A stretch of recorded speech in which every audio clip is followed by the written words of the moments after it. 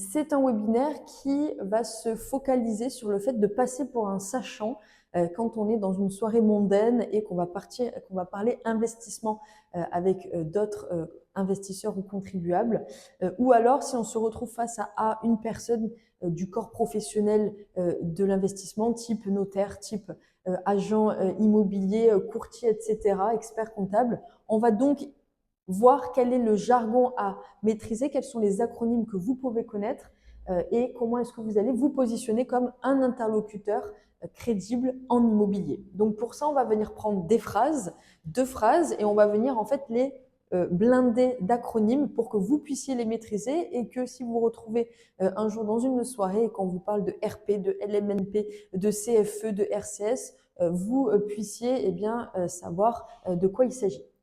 B.A.B.A. des acronymes à venir maîtriser dans l'écosystème de la gestion de patrimoine et de l'immobilier. Première phrase que j'ai choisie, alors vous allez voir, il y a un conglomérat d'acronymes, mais j'ai un peu forcé le trait, mais néanmoins c'est utile pour venir tous les aborder. J'exploite mon bien en LMNP et j'hésite. Première possibilité, soit je le loue en LCD. Mais le problème, c'est que je vais devoir payer de l'IRPP et des PS sur mes BIC. J'ai peur que ça fasse augmenter ma TMI. En plus, j'ai oublié de m'inscrire au RCS. Je vais devoir payer de la CFE. Deuxième possibilité, soit je vends mon bien, mais je vais devoir payer de l'IR et les PS de la PVI. Et en plus, je devrais aussi payer les IRA à mon PPD. Donc là, en fait, vous avez plusieurs acronymes, LMNP, LCD, LIRPP, PS, BIC, etc. On va venir les aborder. LMNP, ça c'est comme RP, vous le connaissez, loueur meublé non professionnel. J'ai une activité de meublé, j'ai un bien immobilier, soit je viens en profiter pour mon usage personnel, soit je viens le louer en revenu foncier, c'est-à-dire sans meubles, soit je vais venir le louer avec des meubles, et donc du coup, je serai taxé dans la catégorie foncière, dans la catégorie de l'impôt sur le revenu, appelé BIC, bénéfices industriels et commerciaux. Je viens louer en loueur meublé non professionnel mon bien immobilier, j'ai la première possibilité de venir le louer en LCD, location courte durée, à mettre du coup en exergue, en contradiction avec la LLD, dont on entend souvent parler également, location longue durée. J'ai un bien qui va être loué à l'année, dont il va y avoir un locataire qui va donc avoir un séjour qui est régulier et moyen terme. Je vais donc être en LLD, à venir donc mettre en exergue avec la LCD, où là je vais avoir des séjours qui sont donc court terme et du coup une récurrence dans les locataires qui sont en place. Donc je vais pouvoir louer en LCD ou LLD mon LMNP, d'accord, mais le fait de louer en LCD, je vais augmenter mon IRPP, impôt sur le revenu des personnes physiques. Et je vais aussi augmenter et je vais avoir plus de PS, de prélèvements sociaux. Alors, ce qu'il faut savoir, c'est que ce que je dis là, c'est un peu pour forcer le trait parce qu'à partir du moment où j'ai des revenus qui sont locatifs meublés, d'ailleurs locatifs fonciers aussi, je vais me créer de l'IRPP et des PS, mais souvent en LCD, je vais avoir une rentabilité qui est plus importante, même si ça cause beaucoup plus de soucis, notamment même si on passe par une conciergerie. Je vais donc forcer le trait et avoir plus d'IRPP et de PS. J'ai des revenus que je loue en LCD, ça va me générer plus d'IRPP et de PS. Sur mes BIC, mes bénéfices industriels et commerciaux. Quand je suis du coup une personne physique, je vais être taxé à l'impôt sur le revenu. Il y a plusieurs catégories d'impôt sur le revenu. Il va y avoir par exemple les revenus fonciers, il va y avoir les BNC, bénéfices non commerciaux, il va y avoir les BA, bénéfices agricoles. On va avoir aussi les traitements et salaires. Une des catégories va donc être les BIC, bénéfices industriels et commerciaux, dans laquelle je vais retrouver mes revenus du coup meublés. OK ? Donc, si j'ai plus d'IRPP, si j'ai plus de PS, j'ai peur que ça me fasse augmenter ma TMI, tranche marginale d'imposition. Ici, tranche marginale d'imposition, et on peut venir le mettre en exergue avec taux moyen d'imposition. Tranche marginale d'imposition, le barème il est progressif en France. Je vais être taxé au plus bas à 0%, puis 11%, puis 30%, puis 41%, puis 45%. La tranche la plus haute sur laquelle je vais être taxé, c'est ce qu'on appelle la tranche marginale d'imposition. Et le taux moyen d'imposition, ça va donc être en fait la moyenne de toutes ces tranches qui vont venir fiscaliser mon revenu imposable. Ça va être le taux moyen d'imposition. Donc tranche marginale, ça va donc être la tranche la plus haute. Taux moyen, c'est le taux moyen qui va venir frapper du coup mes revenus imposables. Voilà, donc ça va augmenter ma TMI et en plus, c'est le comble, je veux louer de la LCD parce qu'avant j'étais en LLD, mais quand j'étais en LLD, j'étais en micro-BIC, c'est-à-dire en abattement, et en fait, l'administration fiscale permet, ou alors du moins c'est pas vraiment permet, mais ne bloque pas le fait de déclarer en micro-BIC, c'est-à-dire avec l'abattement, si on n'est pas enregistré au RCS, Registre de commerce et des sociétés. Quand je passe en LCD, soit je profite encore de l'abattement des moins 50%, il est passé en 2025 à 50% pour les meublés classés, soit je vais passer au réel, et quand je passe au réel, en général, ça c'est vraiment dans la pratique, je vais passer par un expert comptable qui va me demander de venir m'enregistrer au RCS. Registre de commerce et de société. Je vais avoir en fait un SIRET comme une société qui va donc venir enregistrer mon activité en tant que loueur meublé non professionnel. Ça paraît nébuleux, mais de toute façon, confiez-le à un tiers professionnel et ça sera plus simple. Si je m'enregistre au RCS, du coup, je vais être redevable d'une cotisation foncière d'entreprise. Ça, c'est souvent oublié également quand on est en LMNP. Je vais être redevable d'une cotisation foncière d'entreprise. C'est un petit peu, si je peux me permettre la comparaison, une taxe foncière pour les personnes physiques, mais pour la partie des sociétés. Et cette CFE, il faut faire attention parce qu'elle va venir rogner votre rentabilité. Souvent, la CFE va représenter un mois de loyer. On peut avoir une CFE qui va être égale à 700 euros ou 800 euros mensuels en fonction en fait du chiffre d'affaires qui est généré par votre activité LMNP. Donc, c'est à prendre en compte et à ne pas oublier dans vos calculs de rentabilité. C'est oublié très souvent.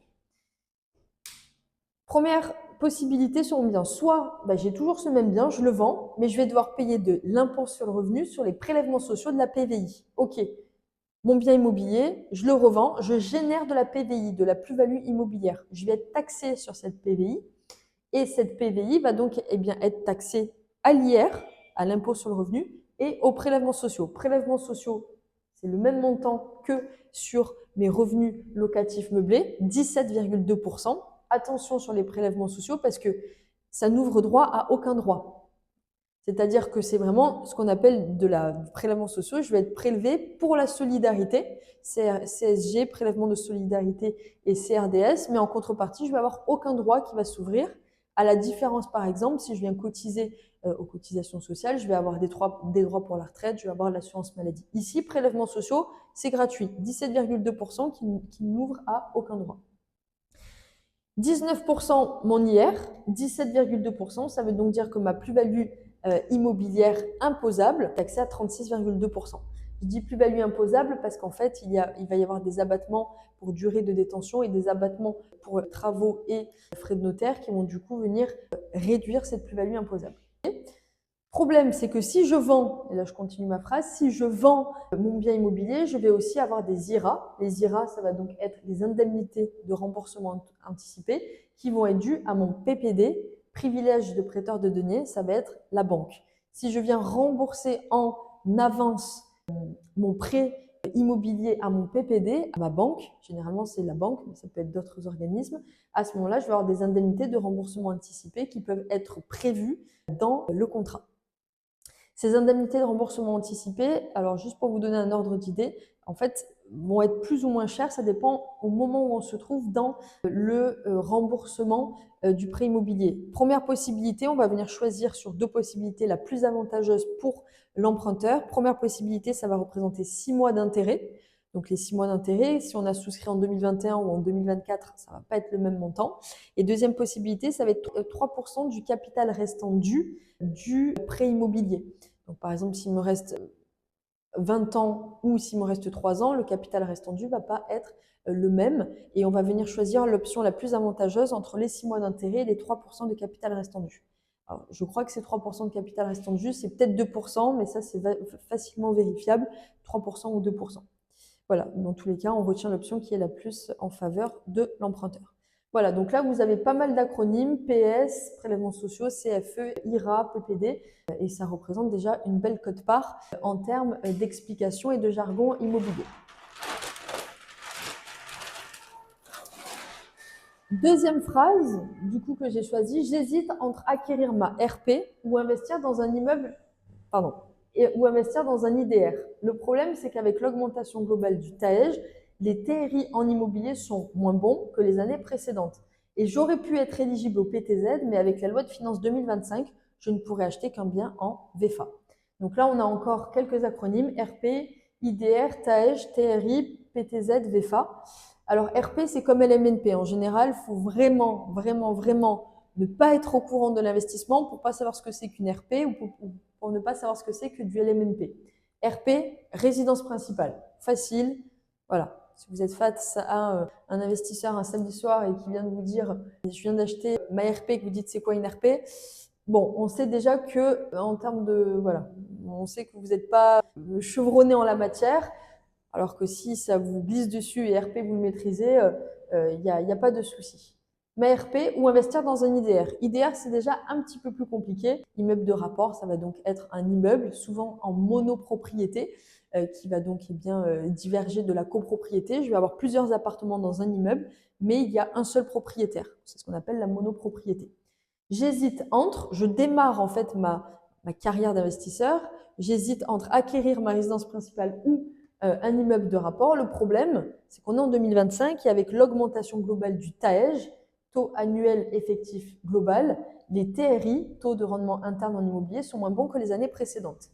TAEJ, taux annuel effectif global, ça va être le coût réel de mon prêt immobilier. C'est-à-dire que ça ne va pas être seulement le taux d'intérêt, ça va être aussi le taux en fait global. Il va y avoir l'assurance emprunteur qui va venir augmenter du coup le taux d'intérêt, il va y avoir les frais de courtage, les frais bancaires, éventuellement la garantie. Ça va être en fait l'ensemble de ces coûts-là qui vont représenter le coût réel et total de mon prêt immobilier. Souvent, j'entends dire je suis trop content, j'ai révisé mon taux d'intérêt, très bien. Mais ton TAEJ, il est égal à combien? Parce que parfois, on peut se faire allumer sur l'assurance emprunteur à côté, alors qu'on a eu un taux d'intérêt qui nous semble sexy de prime abord. Il faut venir vérifier l'ensemble du TAEJ. Le problème, c'est que du coup, avec l'augmentation des taux d'intérêt, on va avoir un TAEJ qui est plus important et en cascade, les TRI, taux de rendement interne en immobilier, se sont écroulés. Alors, écroulés, c'est un peu fort, mais ce sont moins importants. Taux de rendement interne, il faut venir le différencier du rendement annuel. Taux de rendement interne, c'est sur une année, sur une durée de détention, ça peut être 10 ans, 20 ans, c'est-à-dire depuis que j'ai acquis le bien ou l'actif, parce que là on parle de bien immobilier, mais c'est aussi vérifiable sur d'autres supports d'investissement également financiers. Quel est le taux d'enrichissement réel qui va être constaté sur la durée de détention? Par exemple, je détiens un bien immobilier sur 10 ans, je vais l'acheter 100 000 euros, je vais le revendre 120 000 euros et peut-être pendant X années, pendant 10 ans, il m'a rapporté des loyers, mais il m'a coûté aussi en fiscalité. Quel est le taux de rendement interne final de mon bien immobilier, sachant que quand vous faites un taux de rendement interne, quand vous faites une stratégie d'investissement, si vous la faites à crédit, vous allez avoir des taux de rendement interne qui sont bien plus importants, puisque du coup, vous allez avoir une participation de la banque, une participation du locataire, et du coup, vous allez avoir des taux de rendement interne qui sont très importants, souvent à 2 chiffres. D'où l'utilité de venir en fait s'endetter et acquérir du patrimoine avec le levier bancaire. Donc les TRI sont moins bons parce que j'ai un TAEJ qui est plus important. Et j'aurais pu être éligible au PTZ, prêt à taux zéro, mais avec la loi de finances 2025, je ne pourrais acheter qu'un bien en VFA. Ça, c'est important. À une époque où, pas si lointaine, je parle de ça en 2022, on pouvait être éligible au PTZ prêt à taux zéro. J'étais primo-accédant, ça me permettait en fait d'avoir une enveloppe de crédit qui était à 0% parce que je venais acquérir pour la première fois ma résidence principale. C'était ouvert à tout le territoire en fonction d'un plafond de ressources. Maintenant, je suis obligée de venir acheter un bien en VFA, dans le neuf, vente en état futur d'achèvement, la VFA, pour pouvoir être éligible au PTZ. Donc, étant donné que le marché de la VFA est quelque peu sinistré sur ces années 2024-2025, il est vrai qu'au final, c'est très restrictif de pouvoir obtenir le PTZ. Mais en tout cas, c'est encore un acronyme que vous pouvez connaître. Donc RPIDR, TAGE, TRI, tout ça, c'est des acronymes qui ont le mérite d'exister et qui du coup peuvent être maîtrisés. N'hésitez pas à me dire en commentaire si vous en avez d'autres, des acronymes. N'hésitez pas aussi à me dire si vous interrogez sur un acronyme qui du coup peut exister. Voilà, en tout cas, ça c'est vraiment le b.a.-ba à maîtriser. Et samedi soir prochain, vous passerez pour un sachant que de venir maîtriser ces acronymes-là. Voilà, bah écoutez, je vous souhaite une bonne lecture, un bon visionnage et puis à très vite. À bientôt.